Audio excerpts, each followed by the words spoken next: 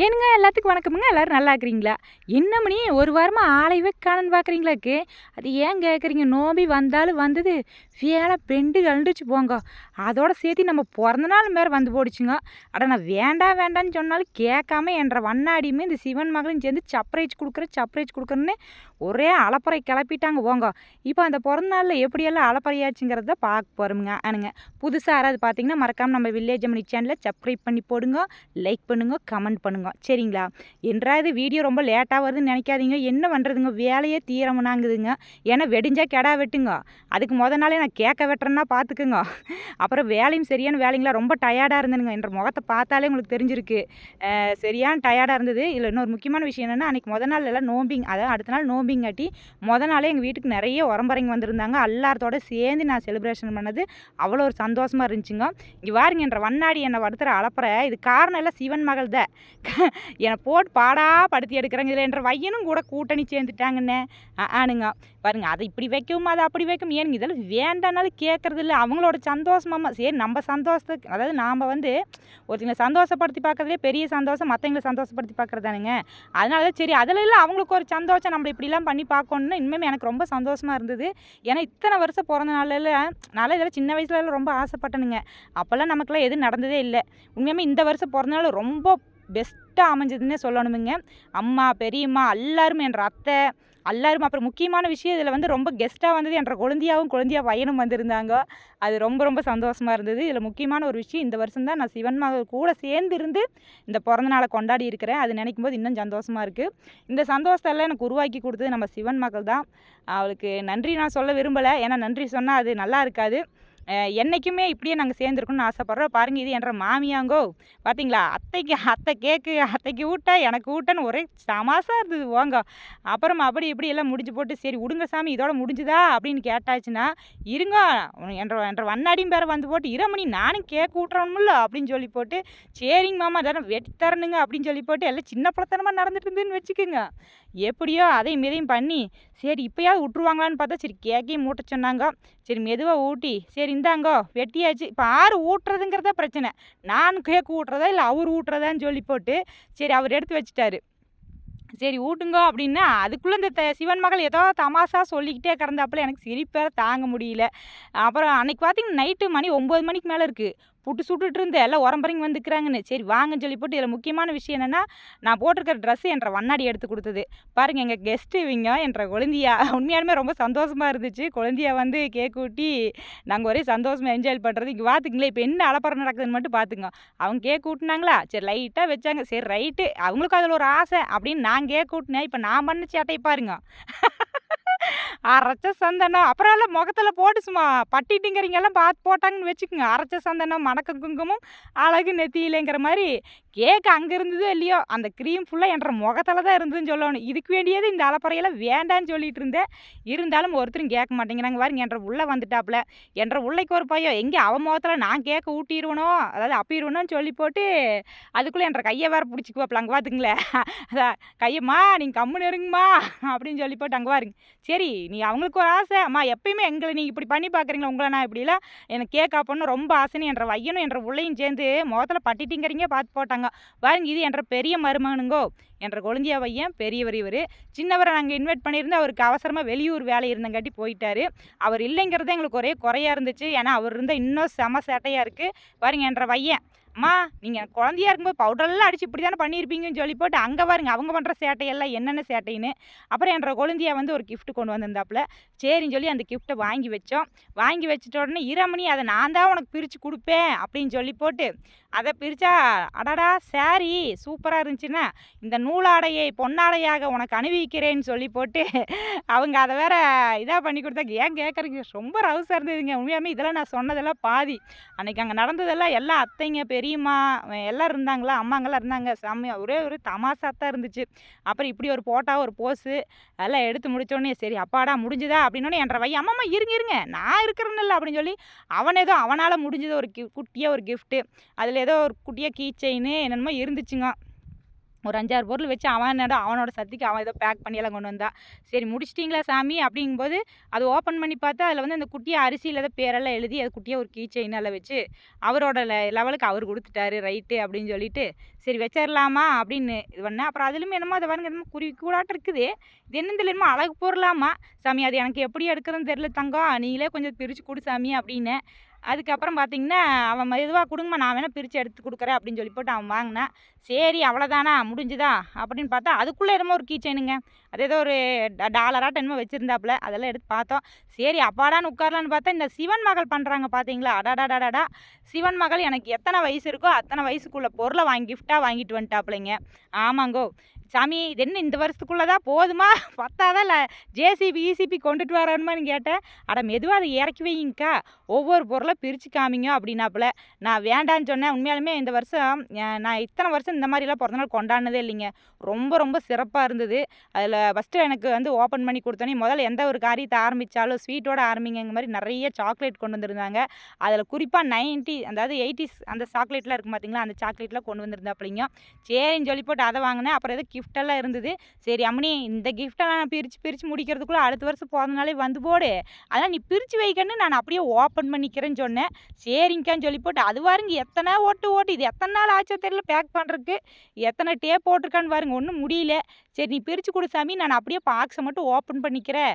ஆனால் ஏன்னா இதை பார்த்தா ஒரு பொருளும் டக்குன்னு ஓப்பன் பண்ணிடலாங்க. இத்தனை பொருள்லேருந்து எப்படி ஓப்பன் பண்ணுறது சொல்லுங்க பார்க்கல. அப்புறம் அதையும் மெதுவாக ஒவ்வொன்றா பிரித்து சரி என்ன தான் இருக்குன்னு எல்லாரும் ஆர்வமாக பார்க்குறோம். நானும் அதோட அந்த ஆர்வத்தில் உச்சக்கட்டத்தில் இருக்க சரி என்ன இருக்குது அப்படின்னு சொல்லி போட்டு மெதுவாக ஓப்பன் பண்ணுறேன். அது என்னமோ புதையலாட்டம் ஓப்பன் ஆகிட்டே இருக்குதுங்கண்ணே. ஒன்றும் முடியல. சரி ஒரு கட்டத்தில் இருங்க இன்னைக்கு இப்போ ஓப்பன் பண்ணியே ஆகும்னு மெதுவாக அந்த டேப்பைக்கு இது பண்ணேன். அப்புறம் ஓப்பன் ஆயிருச்சு. சரி அப்படி என்ன இருக்குன்னு பார்த்தா உள்ளே வந்து பார்க்குறேன். எனக்கு அதில் ரொம்ப பிடிச்சது அன்னபூர்ணி அந்த ஒரு சிலைங்க, குட்டி அன்னபூர்ணி. அப்புறம் 2 விளக்கு வாங்கி கொடுத்துருந்தாப்புல. எனக்கு ரொம்ப சந்தோஷமாக இருந்துச்சு. உண்மையாலுமே நெகிழ்ந்துட்டேன். அது எப்படி சொல்கிறதுக்கு வார்த்தையெல்லாம் இல்லை. அன்னபூர்ணி எனக்கு ரொம்ப பிடிக்கும். அந்த ஒரு ஸ்டாச்சு அந்த சிலை வாங்கி கொடுத்துருந்தாங்க. அடுத்தது வந்து பார்த்துட்டிங்கன்னா சரி அம்மனி இந்தா சொல்லிவிட்டு என்ற பொண்ணுல கிட்ட எல்லாம் கொடுத்தேன். அடுத்து பார்த்தா அடுத்த கிஃப்ட் ரெடியாக வச்சுருந்தாங்க. இது என்னடா அப்படின்னு பார்க்கும்போது பார்த்தீங்கன்னா அதில் ஏதோ ஒரு க்ரீட்டிங் கார்டு மாதிரிங்க அது ஒன்று இருந்தது. அப்புறம் பேங்கிள்ஸ் வாங்கிட்டு வந்திருந்தாங்க. முக்கியமாக கோல்டு கலரில் கண்ணாடி வளையல். ஏன் இவ்வளோ கிஃப்ட் வாங்கிட்டு வந்திருக்காங்க பார்த்தீங்கன்னா என்னோட ஏஜுக்கு தகுந்த மாதிரி கிஃப்ட் வாங்கிட்டு வந்திருக்காங்களாம். இதெல்லாம் வந்து பார்த்திங்கன்னா நம்ம 90s கிட்ஸுக்கு தெரியும். இந்த மாதிரி க்ரீட்டிங் கார்டில் இப்போல்லாம் எங்கேங்க எல்லாம் வாட்ஸ்அப்பில் மெசேஜ் அது இதுன்னு பண்ணுறோமுங்களா. அப்போல்லாம் வந்து பார்த்திங்கன்னா இந்த மாதிரி க்ரீட்டிங் கார்டு தான் நிறைய கொடுப்போம். அதெல்லாம் நிறைய இருந்துச்சு. சரி அடுத்த முடிஞ்சு அடுத்து என்னென்னு பார்த்தோம்னா அதை வந்து ஒன்று ஓப்பன் பண்ணுங்க அப்படின்னு சொன்னாங்க. சரி அதை எடுத்து ஓப்பன் பண்ணலான்னு பார்க்கும்போது அதில் வந்து ஃபஸ்ட்டு ஒரு கவர் இருந்துச்சு. அந்த கவர் எடுத்து பார்த்தா அது வந்து ரெயின் கோட் இருந்தது.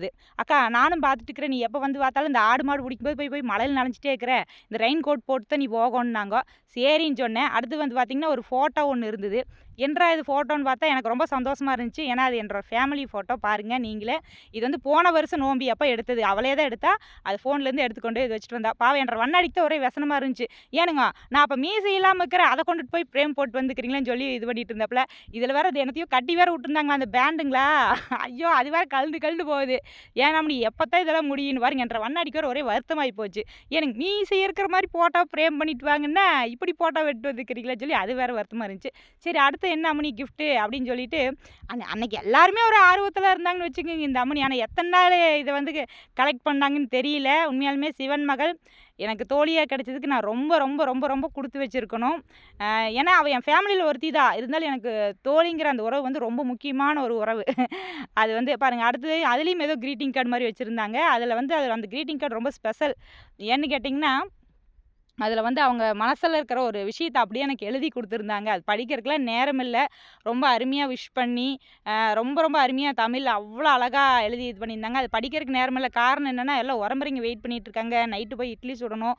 அதனால நான் சரி அப்புறமா மெதுவாக பொறுமையாக படிச்சுக்கலான்னு சொல்லிட்டு அதை வச்சுட்டேன். அடுத்து ஒரு டாப் ஒன்று எடுத்துகிட்டு வந்திருந்தாங்க. இதில் என்ன இவ்வளோ ஸ்பெஷல் ஏன் இவ்வளோ கிஃப்ட்டுன்னு நான் ஏற்கனவே சொன்ன மாதிரி இதில் வந்து எனக்கு 37 ஏஜ் அதாவது என்னோடய வயசு 37ங்க. அதனால் 37 கிஃப்ட்டு கொண்டு வந்திருந்தாங்க. அதுதான் பெரிய ஹைலைட்டே. ஒரு டாப்பு என்னென்ன முடியுமோ அவங்கனால எத்தனை ஒரு கிட்டத்தட்ட ஒரு மாதமாக இருந்து இதெல்லாம் கலெக்ட் பண்ணியிருப்பாங்கன்னு நான் நினைக்கிறேன். எல்லாமே எனக்கு மோட்டிவேஷனாகவே இருந்துச்சு. பாருங்கள் இது என்னோட மறக்க முடியாத ஒரு பேனா.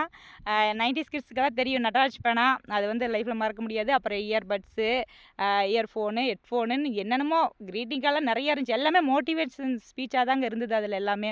பாருங்கள் டைரி 2026க்கு அக்காவுக்கு அது சிவபெருமான் போட்ட ஒரு டைரியே வாங்கிட்டு வந்துட்டாங்க. அது ரொம்ப சூப்பராக இருந்தது. அடுத்து வந்து பார்த்திங்கன்னா இயர்பட்ஸுங்களா அது ஒன்று வாங்கிட்டு வந்திருந்தாங்க. உண்மையாலுமே வேறு லெவல் சிவன் மகள் அப்படிங்கிற மாதிரி தான் இருந்துச்சு. என்ற வண்ணாடிக்கு எங்கள் வீட்டில் எல்லாத்துக்கும் ரொம்ப ரொம்ப சந்தோஷமாக இருந்தது. அப்புறம் முக்கியமான ஒரு விஷயம் குங்குமச்சிமிழ் அது வாங்கிட்டு வந்திருந்தாங்க. அதெல்லாம் பார்த்தாங்கன்னா அக்காவுக்கு வாட்ச் வேறு வாங்கிட்டு வந்திருந்தாங்க. வாட்ச் ரொம்ப சூப்பராக இருந்தது. அப்புறம் வந்து ஒரு குட்டியாக ஒரு கீ செயின் டைப்பில் அந்த டெலிபர் தான் சிவன் மகளாமா. ஸோ ரொம்ப க்யூட்டாக இருந்துச்சு அழகா. சரி அவ்வளோதானா மணி முடிஞ்சுதா? சரி நான் போகலாமா அப்படிங்கும்போது அக்காக்கா இருங்க இருங்க ஏன் அதுக்குள்ளே அவசரப்படுறீங்க அப்படின்னு சொல்லிட்டு மறுபடியும் அடுத்த ஒரு கிஃப்ட் வருது. நான் சொன்னேன் சரி எல்லாரும் வெயிட் பண்ணுங்கள், இன்னொரு வருஷத்துக்குள்ளே எப்படி அடுத்த பிறந்த நாளுக்குள்ளே நான் கிஃப்டெல்லாம் பிரிச்சிருவேன்னு நினைக்கிறேன் அப்படின்னு சொல்லிட்டு அவங்கள இது பண்ணிட்டு இருந்தேன். பாருங்கள் நான் வெயிலில் சுற்றிட்டு இருக்கிறேன்னாமா எனக்கு ஒரு கேப் வேறு வாங்கிட்டு வந்திருந்தாங்க.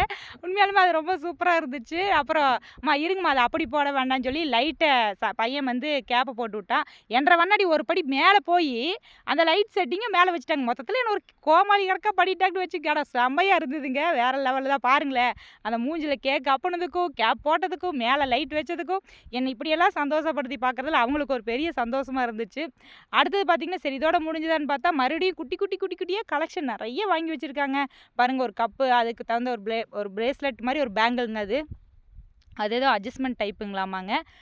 இந்த மாதிரி நிறைய வாங்கிட்டு வந்தாங்க. நெகை பாலிஷ் இருந்துச்சு, ஏர் பென் இருந்தது, மெஹந்தி இருந்தது. பாருங்கள் இதில் ஒரு செயின் மாதிரி ஒரு டைப்பில் என்னென்ன சொல்கிறது எனக்கு சொல்கிறதுக்கு வார்த்தையே இல்லை.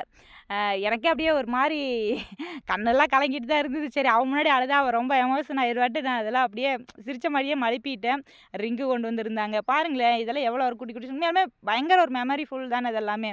அதெல்லாம் வாங்கிட்டு வந்திருந்தாங்க. சரி இதெல்லாம் நம்ம மறுபடியும் பொறுமையாக எல்லாத்தையும் பார்த்துக்கிறோம் தங்கோ அப்படின்னு சொல்லிட்டு எல்லாம் எடுத்து வச்சு பின்னிலேருந்து எல்லாமே வாங்கிட்டு வந்திருந்தாங்க.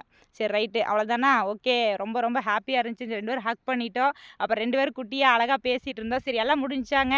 சரி இப்போயாவது நான் போகலாமா அப்படின்னா ஒரு நிமிஷம் வெயிட் பண்ணுன்னு சொல்லி மறுபடியும் நான் டாட்டா பாய்பால சொல்ல ஒரு நிமிஷம் வெயிட் பண்ணி என்ற வண்ணாடி அதுக்கு மேலே அடுத்தது ஒரு பெரிய ஒரு கிஃப்ட் கொண்டு வந்திருந்தாரு. அதை தான் பார்க்கணும். நாங்கள் 2 பேரும் வந்து சின்ன குழந்தையா 2 பேரும் பேசிகிட்டு இருந்தோம். ஹாய் பாய் பாய் டாட்டா சொல்லிட்டு இருக்கோம். பாருங்கள் என்ற வண்ணாடி அதுக்கப்புறம் ஒரு பெரிய சர்ப்ரைஸோடு வந்தார். ஆக்சுவலாக அவர் ட்ரெஸ் எடுத்து கொடுத்தது எனக்கு சர்ப்ரைஸ் தான், கேக் வாங்கி கொடுத்தது சர்ப்ரைஸ் தான். இதெல்லாம் பார்த்தாலும் உனக்கு ஒரு பெரிய கிஃப்ட் வாங்கிட்டு வந்திருக்கேன் பாரு அப்படின்னு சொன்னார். எனக்கு அது ரொம்ப ரொம்ப சந்தோஷமாயிருச்சு. என்னடா இந்த வருஷம் இவ்வளோ அதாவது அவருக்கு ஒரு சந்தோஷத்தை பாருங்களேன். தான் சம்சாரத்தை சந்தோஷப்படுத்தி பார்க்குறதுல அவர் முகத்தில் எப்படி பிரைட்டாக இருக்குன்னு எனக்கு அதை நினைக்கும்போது இன்னும் சந்தோஷமாக இருந்துச்சு. மொத்தத்தில் கிஃப்ட்டை பிரிக்கவே வெடிஞ்சு போயிருமோ அப்படிங்கிற மாதிரி தான் இருந்தது.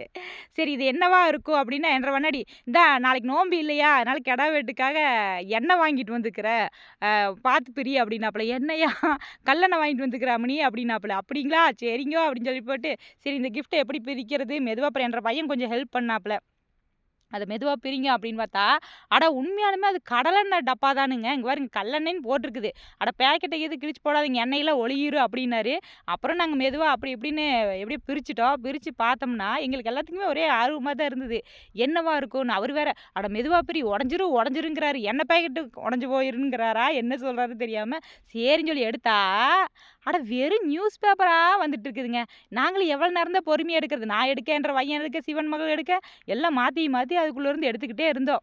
என்னடா இன்னும் பொருள் ஒன்றுமே வரலையே வெறும் மழைக்காயத்தை வெறும் காகித பேப்பரை வச்சு கிஃப்ட் பண்ணிட்டாரன்னு பார்த்தம்போது தான் தெரிஞ்சுது உள்ளே எனக்கு ரொம்ப ரொம்ப பிடிச்சவருங்க இவர். நான் ரொம்ப நாளாக வீட்டுக்கு வாங்கணும்னு ஆசைப்பட்டுட்டே இருந்தேன். அது என் பிறந்த நாள் அப்போ அவர் வந்தது எனக்கு ரொம்ப ரொம்ப சந்தோஷமாக இருந்துச்சு. ஆமாங்க புத்தருங்க. அது அந்த புத்தர் வந்து பார்த்திங்கன்னா இந்த வாட்டர் ஃபால் மாதிரி இந்த தண்ணி ரிப்பீட் ஆகிட்டே இருக்கும் பார்த்தீங்களா அந்த மாதிரி ஒரு இதில் வாங்கிட்டு வந்திருந்தார். எனக்கு அதை நினைக்கும் போது ரொம்ப சந்தோஷமாக இருந்துச்சு. ஏன்னா நான் இவர் ரொம்ப நாளாக எனக்கு புத்தர்னால் ரொம்ப பிடிக்கும். ஸோ புத்தர் வாங்கணும்னு ஆசைப்பட்டேன். அது வாங்கிட்டு அவர் எனக்கு அந்த பிறந்தநாள் அன்னைக்கு கிஃப்ட் கொடுத்தது எனக்கு அவ்வளோ ஒரு சந்தோஷமாக இருந்துச்சு. ரொம்ப ரொம்ப சூப்பராக இருந்துச்சு. அப்போ சிவன் மகள் மாமா நீங்கள் வாங்க அப்படின்னு சொல்லிட்டு அப்புறம் அவர் நின்று கிஃப்ட் கொடுக்குற மாதிரி ஒரு ஃபோட்டோ ஒரு வீடியோஸ் இதில் 2 பேர் ஒரு ஆள் ஃபோட்டோ எடுத்துகிட்டு இருக்காங்க, ஒருத்தங்க வீடியோ எடுத்துகிட்டு இருக்காங்க. ரொம்ப ரொம்ப சந்தோஷமாக இருந்துச்சுங்க. உண்மையாலுமே ரொம்ப சிறப்பாக இருந்தது. ஏனுங்க இந்த பிறந்தநாள் என் கூட சேர்ந்து என்ஜாய் பண்ணிங்களா? சரி போயிட்டு வரேங்க. நான் உங்கள் வில்லேஜ் அம்மனிங்க.